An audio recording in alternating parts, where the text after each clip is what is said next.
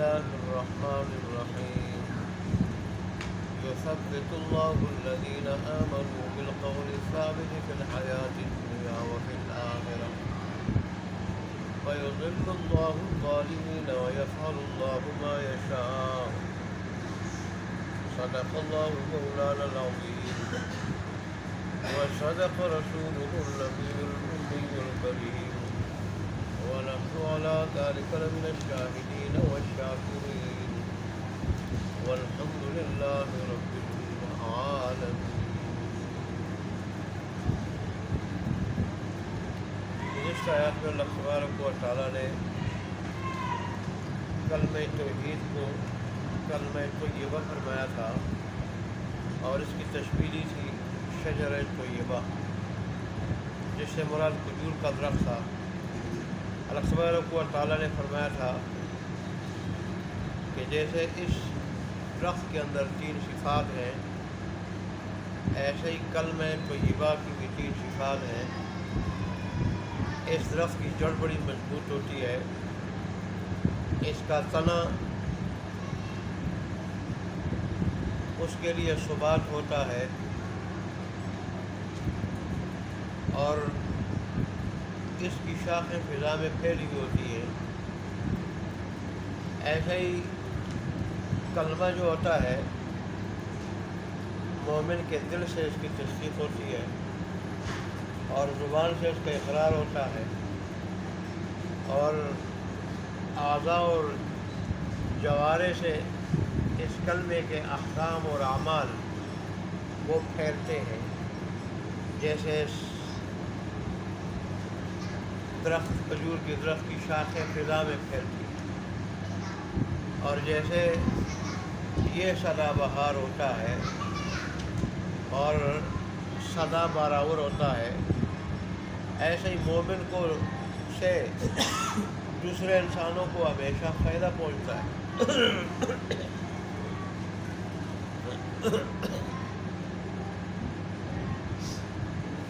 اور جیسے مومن کا سر کاٹ دیا جائے ختم ہو جاتا ہے، درخت کا سر کاٹ دیا جائے، اوپر والا سرا کاٹ دیا جائے، یہ خشک ہو جاتا ہے، جیسے مومن کے سر سے پانی گزر جاتا ہے اور فوت ہو جاتا ہے، ایسے یہ اگر سیلاب میں کہیں اس کے سر کے اوپر سے پانی گزر جائے یہ خشک ہو جاتا ہے، تو اس کا پھل بڑا میٹھا خوشبودار ہے۔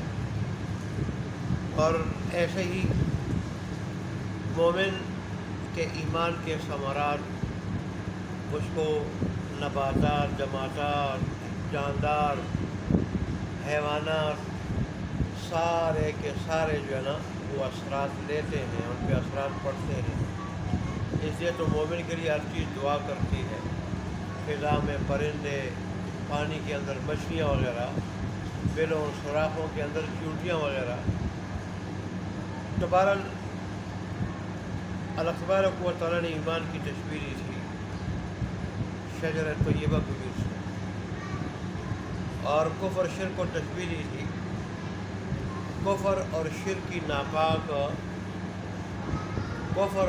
ناپاک بات کو تشبیہ دی تھی تنبے کے درخت سے، تنبے کی بیل سے، جیسے وہ کڑوا بدبودار، اس کے لیے کوئی قرار ہوتا نہیں ہے، ایسے ہی کفر اور شرک یہ بھی دنیا آخرت دونوں کے اعتبار سے، انجام کے اعتبار سے کڑوا بد انجام، اور کچھ عرصے کے لیے ان کا پھیلاؤ ہوتا ہے، پھر ختم ہو جاتا ہے،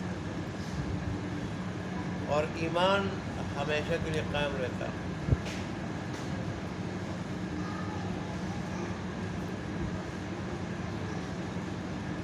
آج کی آیت میں اللہ تبارک و تعالیٰ نے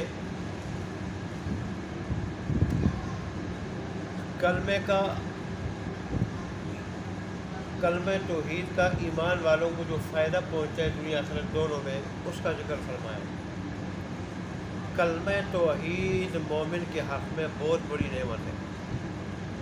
اللہ تبارک و تعالیٰ دنیاوی زندگی میں کلمہ توحید کی برکت سے انہیں ایمان پہ، کامل ایمان پہ، اپنے دین پہ ثابت قدم رکھتا ہے، ان کو بہک جانے، گمراہ ہونے، پھسلنے سے، دین سے پھسل جانے سے بچاتا ہے اللہ تبارک و تعالی، ہر قسم کی گمراہی سے، کفر کی، شرک کی، نفاق کی، بدعت کی، اللہ اور اس کے رسول کے احکام کے مقابلے میں رسم و رواج کی صورت میں جو گمراہی ہے اللہ اس سے بچاتا ہے۔ یہ رسم و رواج بھی ہمیشہ دین کے راستے میں رکاوٹ بنتے ہیں، دین کے راستے شیطان ان کو ایسے مزین کر کے دکھاتا ہے، پھر اس کے عمل کے ثمرات بھی بتاتا ہے، اور نہ کرنے کے نقصانات بھی شیطان اپنی طرف سے بتاتا ہے، گڑھ کے اور خطرات بھی بتاتا ہے۔ تو لوگ رسم و رواج کے لیے اللہ کو ناراض کر دیتے ہیں اور دین کو پس پش ڈال دیتے ہیں۔ اللہ کامل ایمان والے کو ان ساری چیزوں سے بچاتا ہے دنیاوی زندگی میں۔ وہ اللہ تبارک و تعالیٰ کے حکم، اللہ کے حبیب کے طریقے کے مطابق زندگی گزارتا ہے، غمی بھی، شادی بھی، انفرادی بھی، اجتماعی بھی، لین دین، کاروبار، اخلاق، ساری چیزیں۔ اور پھر آخرت سے مراد یہاں عالم برزخ، قبر کی زندگی ہے۔ وہاں اللہ تبارک و تعالیٰ انسان کو ثابت قدم رکھتا ہے کس وقت؟ جب منکر نکیر سوال کرتا ہے، چنانچہ بڑے اطمینان کے ساتھ وہ جواب دے دیتا، بڑے اطمینان کے ساتھ۔ بعض روایت میں آتا ہے یوں وقت ہوتا ہے گویا کہ سورج غروب ہو رہا ہے، جیسے دنیا میں سورج غروب ہو رہا ہوتا ہے، ایسا وقت یہ محسوس کرتا ہے جس وقت فرشتے اس کو اٹھاتے، منکر نکیر قبر میں اٹھاتے، بٹھاتے اور روح کو دوبارہ لٹایا جاتا ہے۔ اللہ کے لیے کیا مشکل ہے کہ اس جسم کو سوال جواب کے وقت پھر اللہ تبارک و تعالیٰ کیا کر دے، اگر یہ خاک بھی ہو جائے پھر اللہ لٹا دے، یا جب تک جس وقت دفن ہو جائے اس وقت ظاہر ہے جسم صحیح ہوتا ہے، سالم ہوتا ہے، تو اس وقت اس جسم کے اندر اللہ روح لٹا لیتا ہے اور فرشتے اس کو بٹھا دیتے ہیں، پھر اسے سوال کرتے ہیں من ربک ما دینک۔ جس وقت اس کو اٹھاتے ہیں یہ وہ وقت محسوس کر رہا ہوتا ہے جیسے وہ سورج غروب ہو رہا ہو۔ یہ فرشتوں کو بڑے اطمینان سے کہتا ہے مجھے 2 رکعت نماز پڑھنے دو۔ پھر فرشتے جب کہتے ہیں کہ من ربک، تیرا رب کون ہے؟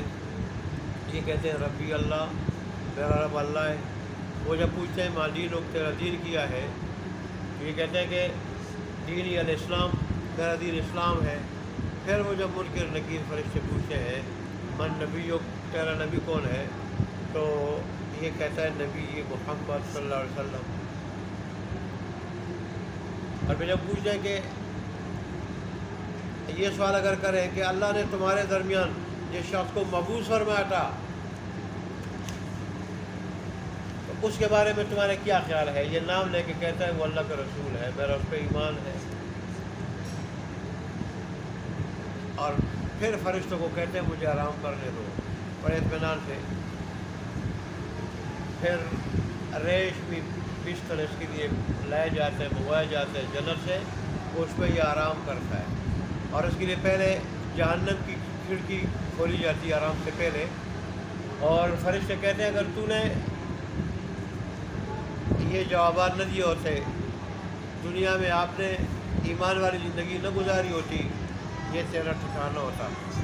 پھر جنت کا دروازہ کھول دیا جاتا ہے، کھڑکی کھول لی جاتی ہے کھڑکی، اور کہا جاتا ہے کہ اب یہ تیرا ٹھکانہ ہے، فی الحال یہاں آرام کرو، یہ آرام گاہ ہے، آرام کرو، اور یا انتظار گاہ ہے، یہ تیرا ٹھکانہ ہے۔ جنت کی کھڑکی جب کھل جاتی ہے ادھر تو نے جانا ہے محشر کے بعد، عالم محشر کے بعد، اور پھر یہ سو جاتا ہے، بڑے مزے سے سو جاتا ہے۔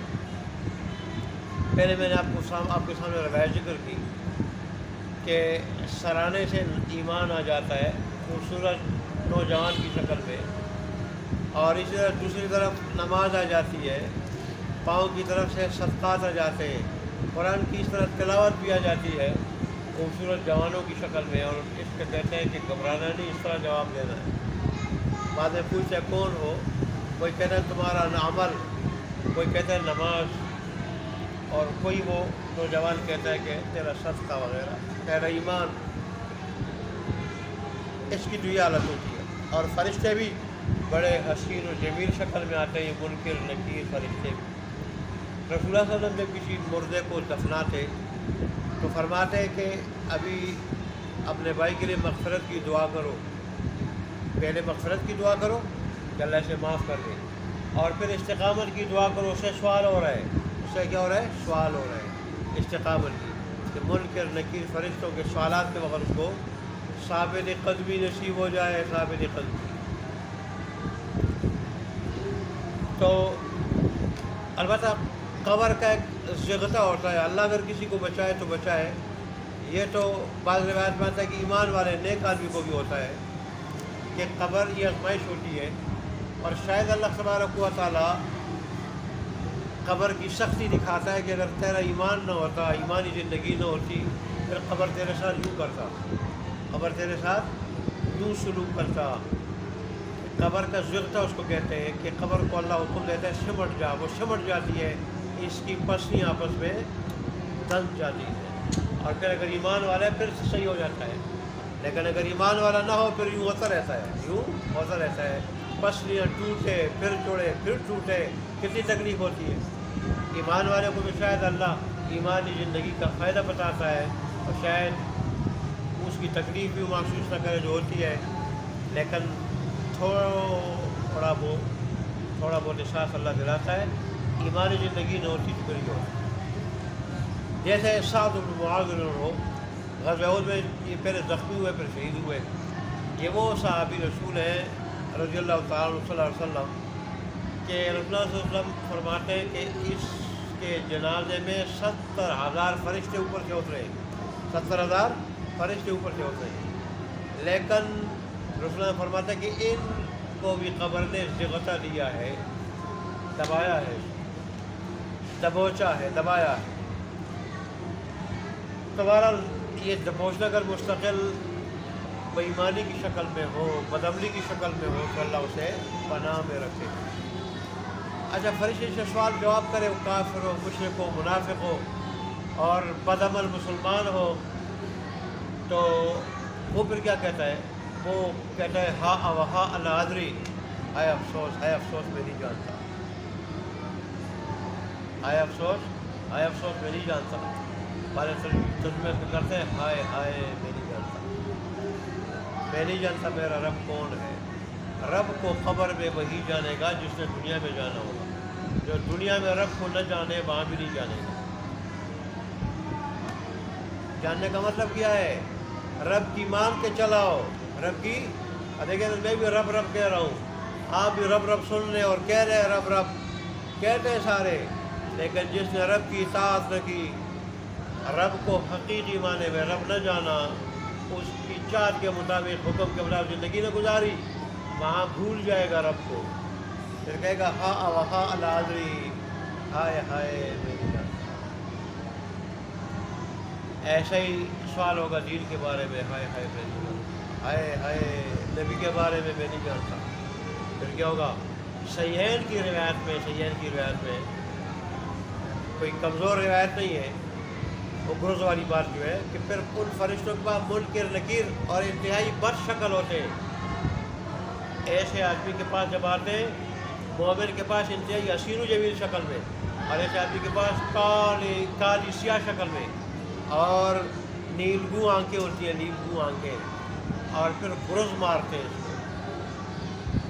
گرز جب مارتے ہیں تو اتنا چیختا چلاتا ہے، فریاد کرتا ہے کہ جنات اور انسانوں کے علاوہ ساری مخلوقات وہ آواز سنتی ہے، اس کا چیخنا اور چلانا۔ اور شاید پہلے میں نے کسی موقع پر آپ کو کہا تھا 70 گز یہ اندر گھس جاتا ہے، 70 گز، 70 فٹ ہو تو وہ کتنا ہوتا ہے؟ 70 فٹ پھر 70 گز ہو، یہ زمین میں دن جاتا ہے۔ اور چیخنا اس کا سوائے جنات انسان کے ساری مخلوقات چیخنا چلانا وہ سنتی ہے۔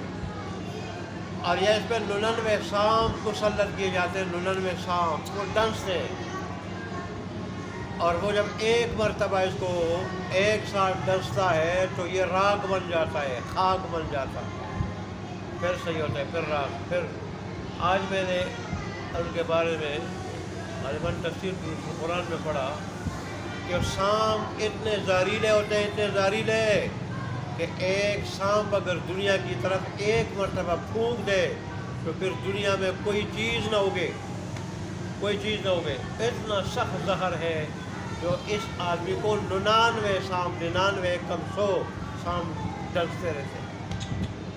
اللہ ہماری حفاظت فرمایا. اور ترمذی کی روایت میں کہ جنت کے باغیچوں میں سے یا باغیچہ ہے اور یا جہنم کے گڑھوں میں سے گڑھا ہے. اللہ ہمارے لیے باغیچہ بنا دے. بعض روایت میں آپ نے شاید پہلے میں آپ کو بتایا تھا 99 درندے مسلط کرتے اللہ، وہ پھاڑتے ہیں، پھر صحیح ہوتا ہے، پھر پھاڑتے ہیں.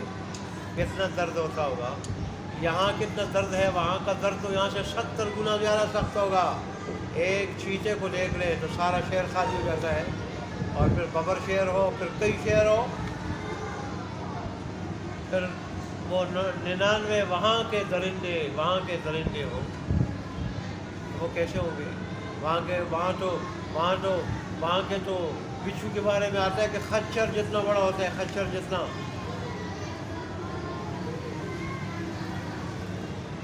تو درندے کتنے بڑے ہوں گے؟ اللہ ہماری حفاظت فرمائے.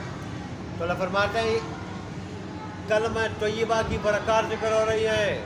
جو کلمہ طیبہ پڑھتا ہے، دل سے پڑھ لیتا ہے، زبان سے اقرار کر لیتا ہے، اور پھر اس کے تقاضوں پہ چلتا ہے، کلمہ طیبہ پر عمل بھی کرتا ہے، پھر لا الہ الا اللہ میں اللہ کے احکام کا وعدہ ہے کہ تیرے احکام کو مان کے چلوں گا، تیرے احکام کو، یہ جماعت والے بتاتے ہیں، تیرے احکام کو مان کے چلوں گا، اور محمد رسول اللہ میں تیرے حبیب کے طریقے کے مطابق، تیرے حبیب کے طریقے کے مطابق.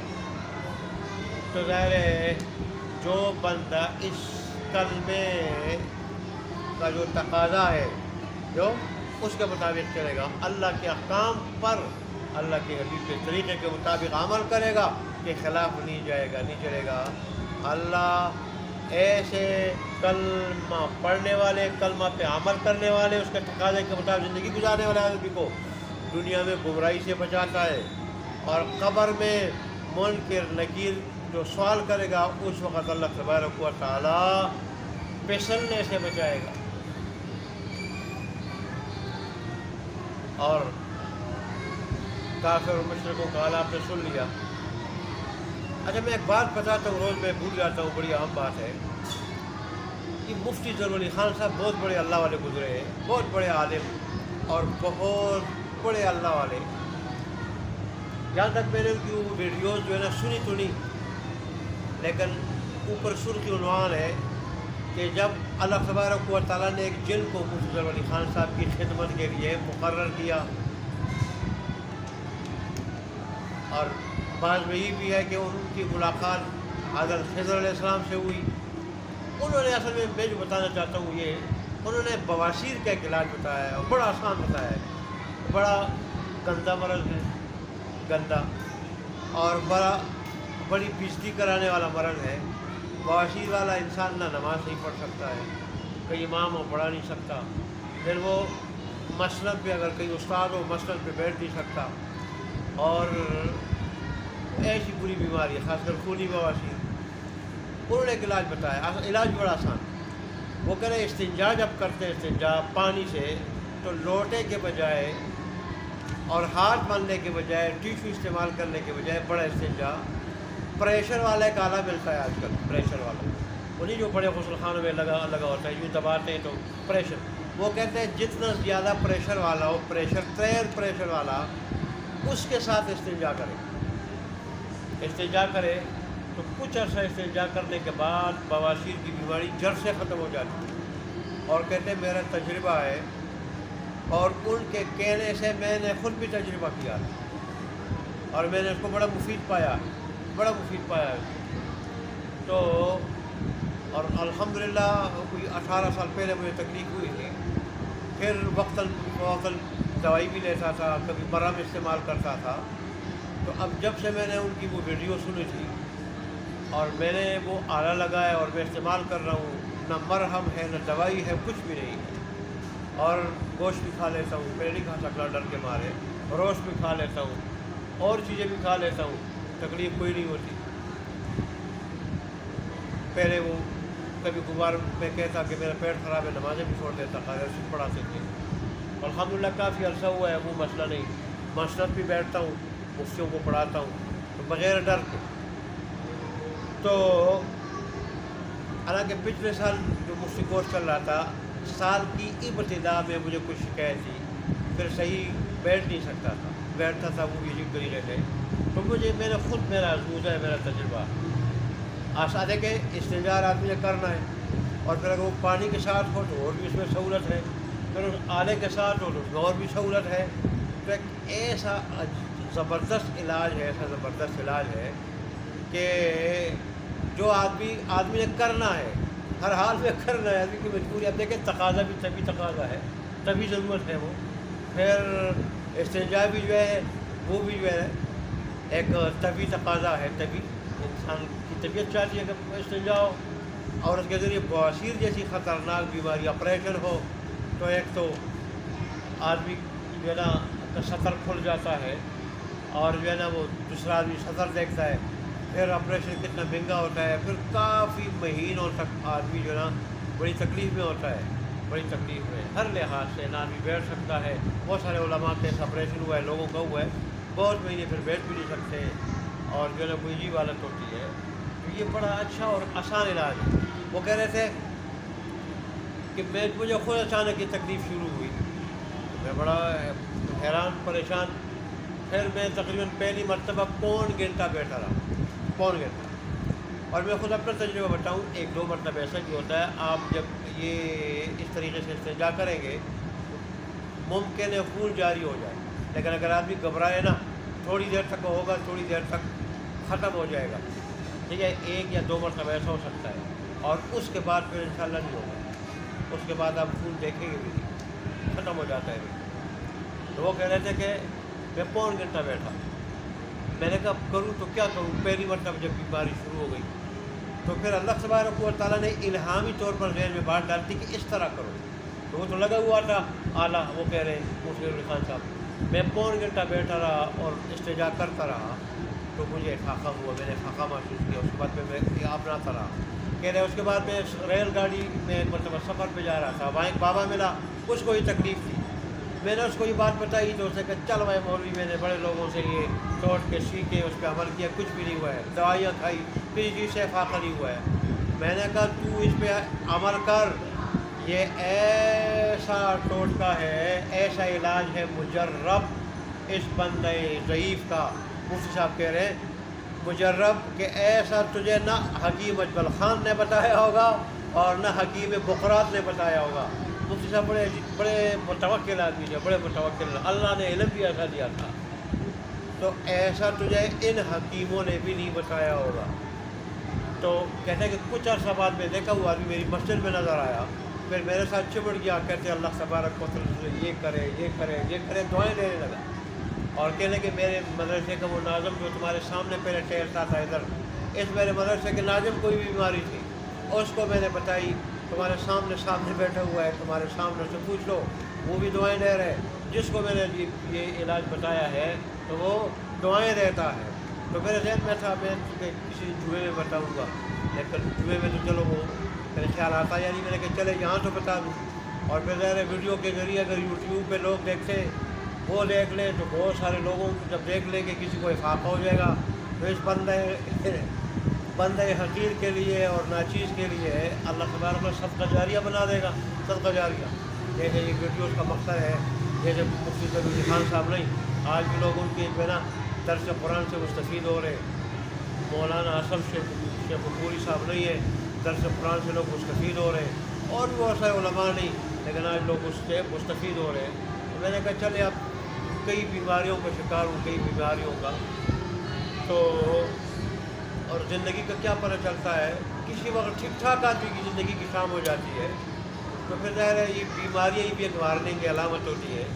تو اگر میں دنیا میں نہ رہوں اللہ اپنے دین کے لیے لمبی زندگی عطا فرمائے، کامل ایمان کے ساتھ، کامل صحت کے ساتھ، غیر محتاجی کے ساتھ۔ لیکن اگر آدمی چلا جائے، پہلے یہ سلسلہ ہو، لوگ دیکھتے جائیں۔ آج کل تو لوگ جو ہے نا یہی لوگوں کا سب کچھ ہے، ہر ایک کے ہاتھ میں موبائل ہوتا ہے، بس بیان سننا ہوتا ہے وہ بھی یوٹیوب سے، اگر کوئی تفسیر سننی ہوتی ہے وہ بھی اسی سے، تلاوت سننی ہوتی ہے وہ بھی موبائل سے، قرآن بھی ہاتھ میں نہیں لیتے۔ میں نے کہا چلا اگر کہیں تیری ویڈیو دیکھ لے کوئی تیری صدقہ جاریہ بن جائے، تو اللہ تبارک و تعالیٰ ہمارے صدقہ جاریہ بنا دے اس کو بھی۔ اور جیسے مجھے فاقہ ہوا ہے، مفتی صاحب کو ہوا تھا اور لوگوں کو ہوا تھا، ایسے اللہ اس کے ذریعے جتنے بھی بواسیر کے مریض ہیں، اور قبض بھی کھل جاتی ہے۔ یہ بواسیر جو ہے نا، یہ دنیا میں اس کی قبض ہے۔ قبض میں انہوں نے یہ بتایا تھا مفتی ضرور علی خان صاحب نے، قبض جو بہت تو آدمی زور لگاتا ہے تقاضے کے وقت، اور وہ تقاضا ہوتا نہیں، اس سے جو یہ جو آنچیں ہوتی ہیں پھول جاتی ہیں، جب پھول جاتی ہیں ان میں پھر چھوٹے چھوٹے دانے ہو جاتے ہیں، دانوں میں خون بھر جاتا ہے، پھر جب دوبارہ تقاضا کرتا ہے اور دباؤ پڑتا ہے تو ان سے دانوں سے خون نیچے نکلتا ہے، نیچے وہ نکلتا ہے، تو اس سے جو ہے نا وہ دانے بھی ٹھیک ہو جاتے ہیں اور غصے بھی ٹھیک ہو جاتے ہیں اور قبض بھی کھل جاتی ہے۔ یہ جہاں یہ تو قبض کا تو میرا بھی اس میں تجربہ ہے، وہ بھی کھل جاتی ہے۔ اللہ تبارک و تعالیٰ سب کو 100% اس سے افاقہ دے، جیسے میرا تجربہ ہے یا مفتی ضرور علی خان صاحب کا ہے۔ اللہ تبارک و تعالیٰ ہمیں عمل کرنے کی توفیق عطا فرمائے اور اللہ ہمارے لیے اس کو 100% اور بھی مفید بنائے۔ تو بہرحال یہ کچھ آیات کا پس منظر تھا اور کچھ تفسیر تھی، میں نے بتا دی۔ اب ترجمہ دیکھ لیں جلدی یثبت اللہ الذین آمنوا، ثابت قدم رکھتا ہے اللہ تبارک و لوگوں کو جو ایمان لائے، کس چیز سے؟ بالقول ثابت، مضبوط بات سے، ایک مضبوط بات، اور مضبوط بات کیا ہے؟ کلمہ توحید، کلمہ توحید، جو اس پر ایمان لائے اور پھر اس کے تقاضوں پہ چلے، فی الحیات دنیا، دنیاوی زندگی میں بھی تشریح ہو چکی، اور پھر آخرت میں، اور آخرت میں بھی، آخرت سے مراد عالم برزخ ہے، عالم برزخ ہے، وہ آخرت کی پہلی منزل ہے، پہلی منزل ہے۔ وَيُضِلُّ اللَّهُ الظَّالِمِينَ، اور گمراہ کرتے اللہ تبارک و تعالیٰ ظالموں کو، سب سے بڑے ظالم کافر مشرک ہیں، اس کے بعد درجہ بدرجہ۔ وَيَفْعَلُ اللَّهُ مَا يَشَاءُ، اور اللہ تبارک و تعالیٰ کر گزرتا ہے جو وہ چاہتا ہے۔ اللہ تبارک و تعالیٰ ہمیں عمل کرنے کی توفیق عطا فرمائے۔